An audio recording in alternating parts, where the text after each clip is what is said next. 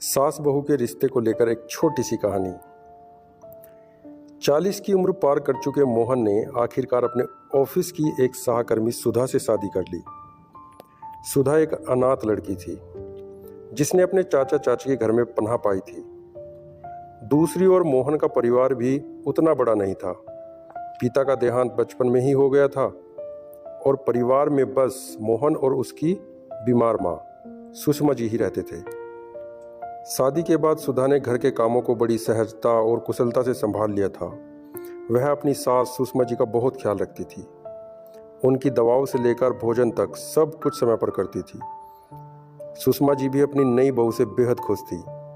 दोनों का रिश्ता समय के साथ और भी मधुर होता गया। लेकिन शादी के 1 साल बाद सुषमा जी ने एक बात नोटिस की। सुधा अब उनके पास बैठकर खाना नहीं खाती थी। पहले दोनों सास बहू एक साथ खाना खाती थी, बातें करती थी और रसोई के काम में भी एक दूसरे की मदद करती थी। लेकिन अब सुषमा जी की तबीयत खराब रहने लगी थी, जिससे वो रसोई के कामों में हाथ नहीं बटा पाती थी। सुधा अकेले ही सब कुछ संभाल रही थी। लेकिन एक बात सुषमा जी के मन में खटक रही थी। सुधा अब उनसे दूर बैठकर क्यों खा रही थी। एक शाम सुधा ने सुषमा जी की चाय और बिस्किट लाकर दिए। खुद भी चाय का कप लेकर वह थोड़ी दूरी पर बैठ गई और एक लाल रंग के डब्बे में से कुछ खाने लगी। सुषमा जी ने दूर से देखा और सोचा, पता नहीं ये बहू मुझसे छुपकर क्या खाती है। मुझे केवल बिस्किट दे दिए, खुद पता नहीं क्या खा रही है। सुषमा जी के मन में तरह तरह के ख्याल आने लगे। जरूर कुछ खास ही खा रही होगी, तभी मुझसे दूर बैठती है। उन्होंने मन में सोचा, शायद अब मेरी बहू को मुझसे दूरी पसंद आने लगी है। रात को सुषमा जी को नींद नहीं आई। उनका मन बार बार उस डब्बे की ओर खिंचता रहा। आखिर क्या हो सकता है उस डब्बे में, उन्होंने सोचा। उनकी बेचैनी इतनी बढ़ गई कि वो धीरे धीरे रसोई में गई। कांपते हाथों से उन्होंने उस लाल डब्बे को उतारने की कोशिश की, लेकिन डब्बा उनके हाथ से छूटकर नीचे गिर गया। तब जोर से आवाज आई, धड़ाम। सुधा और मोहन दौड़े दौड़े रसोई में आए। क्या हुआ माँ जी, कुछ चाहिए था? सुधा ने चिंतित होकर पूछा। सुषमा जी ने सब कपाते हुए जवाब दिया, वो दवाई से मुंह कड़वा हो गया था, इसलिए शक्कर का डब्बा ढूंढ रही थी।